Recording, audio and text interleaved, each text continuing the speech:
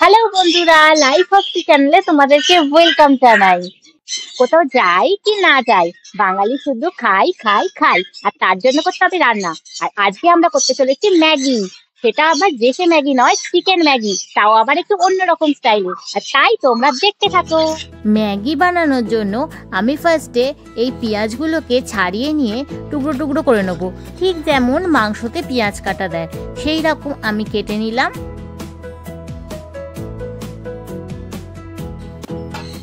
কড়া গরম হয়ে গেলে ওর মধ্যে তেল দিয়ে দেবেন, তারপর পেঁয়াজ কুচোগুলো দিয়ে ভালো করে নাড়িয়ে চাড়িয়ে আদা রসুন পেস্ট দিয়ে দেবেন। তারপর দিয়ে দেবেন জিরে গুঁড়ো, ধনে গুঁড়ো, হলুদ গুঁড়ো, লঙ্কা গুঁড়ো। মশলাটা ভালো করে কষিয়ে নেবেন। তারপর দিয়ে দেবেন একে একে মাংসর টুকরোগুলো। মাংসগুলো একটু বড় বড় পিসই রাখবেন, খুব ছোট করলে খেতে ভালো লাগবে না। এবার এর মধ্যে দিয়ে দেবেন নুন। নুনটা দেওয়ার পর দেখবেন মাংস থেকে জল ছেড়ে আসছে। এবার ভালো করে কষিয়ে নিয়ে দিয়ে দেবেন কিছুটা জল। ভালো করে মাংসটা সেদ্ধ হয়ে গেলে তার মধ্যে ম্যাগি মশলাটা দিয়ে দেবেন, আর ম্যাগিটাকে টুকরো টুকরো করে দিয়ে দেবেন।